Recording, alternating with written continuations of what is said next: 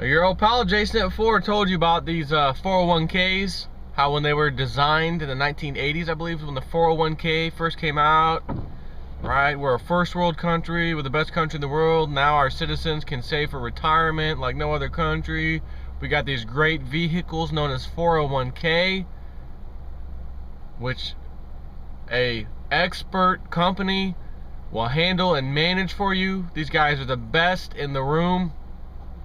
They know exactly what to invest your money in for you, and when you retire, you have a huge nest egg. Except, if you ever take the money out early, they dock you for a 10% fee. And if you can even take it out early, in order to do that, you better be in a very hard financial struggle and be able to prove it, or else you won't be able to get out of it and take your money out. You are stuck with the 401k. However, I believe you can call whoever's in charge of your 401k and say, listen, not feeling real good about the market right now. I think we're due for another crash. And I understand I can't take my 401k out now because I still have a job, so there's no hardship. But what I would like to do is stop you from contributing my money into the market and pull my money out and sit it on the sidelines as cash. And yeah, I'll still contribute to it, but I just want to contribute the cash and keep it out of the market. They call that sitting on the sideline. You should be able to call your broker or whoever and tell them that, so that if the market does get destroyed, your money is still sitting there in the exact amount of today, plus the amount you've been contributing. And I would advise doing that pretty soon, because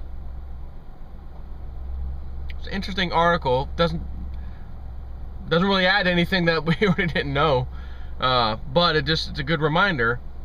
We're on the cusp of a nuclear meltdown in the credit markets, from Silver Doctors here. The bond market is going to crash in a way that no one thought possible, a very well-connected Wall Street insider and a friend of mine for over 20 years said.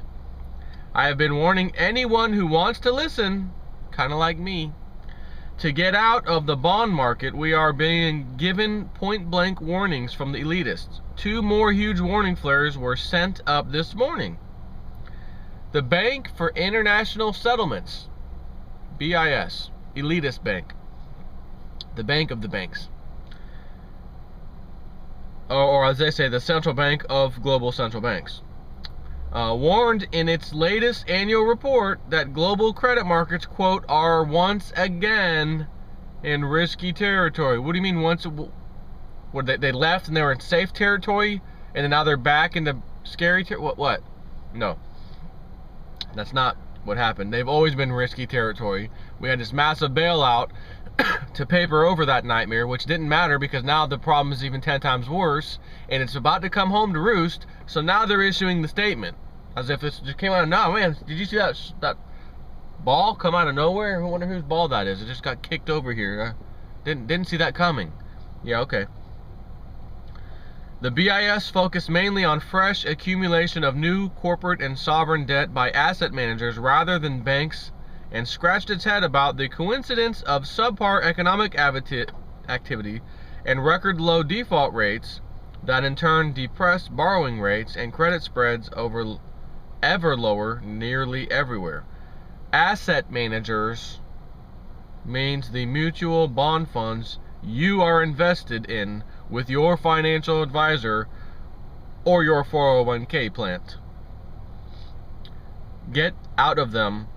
Here's a link to the article. He presents it. Ironically, a Portuguese bank, Banco Espírito Santo S.A., missed a bond payment, and its bond did a cliff dive. A little chart for you. You can see that end part there, how it just dives, falls off a cliff. He says, you see that graph? That's what the graph of Enron, remember the Enron scandal? That's what the graph of Enron looked like before it collapsed. This is what the entire bond market will look like when the derivatives bombs start to explode, so to speak. Here's the Bloomberg article on the situation, which we're not going to click on. What's missing from the analysis is the OTC derivatives, over-the-counter derivatives, that are tied to the credit condition of this bank. The Bloomberg article mentions credit default swaps, CDS. Remember that? A few days ago I did a video about that, the 60 Minutes interview, and what are credit default swaps. And real quickly, which he'll discuss here, credit default swaps are basically insurance. You want to risk, you want to take a risk on some debt, or not debt, but I'm on a bet on some bond or market, whatever. Making a bet, it's a risky bet, but if we win, we make a lot of money. If we lose, we'd like to have that insured, because we don't like to lose, so let's pay an insurance fee on this bet. Well, that company that gave you the insurance, because it's a credit default swap, there's no regulation, which means they don't have to have any money set aside to pay out on any insurance claims. Just prayer and a hope, I guess, is how these guys roll. So when you analyze the whole situation, you realize it's the same group of banksters, financial institutions, issuing each other credit default swap insurance, not really insurance, can't use that word, on these bad bets that are coming to fruit. So when one can't pay, that one can't pay, that one can't pay. It's just a chain reaction. So the Bloomberg article mentions credit default swaps, but doesn't explain the implications. The implications are that somewhere, some bank or asset manager is on the hook for any insurance payments that will need to be made as part of the bet that was made when the institutional investors and Wall Street banks placed their bets on Portuguese banks using over-the-counter derivatives.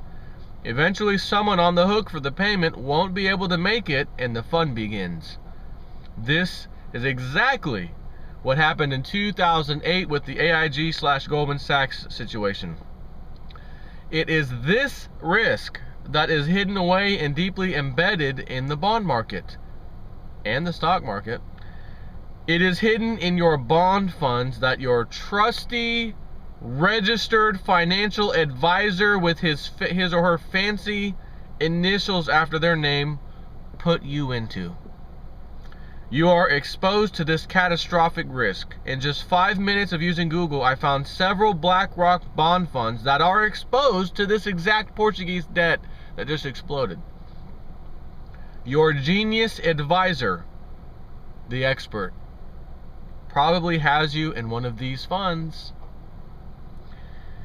The bottom line is that you need to get out of bonds now, before your money gets trapped and destroyed. My co-producer and I did a video explaining blah blah blah. We are working on a multi-part series that will explain all aspects of why the insiders are terrified of a nuclear meltdown in the bond markets. The only way to protect yourself from the coming destruction of the bond market is to move your money into gold and silver. Wow, there's another one of those words. Those two words come side by side. Physical gold and silver. Wow, where in the hell have I heard that before? I don't know. It sounds new to me. It almost sounds like I don't know. What the heck? What is that? Gold and silver. Why do that? Because, as Lindsey Williams said, if it's written on a piece of paper, your investment, your retirement, it's not going to be worth the cost of the paper that was used to have it printed on. You will get nothing, or so little you will be in tears, crying, maybe want to kill yourself.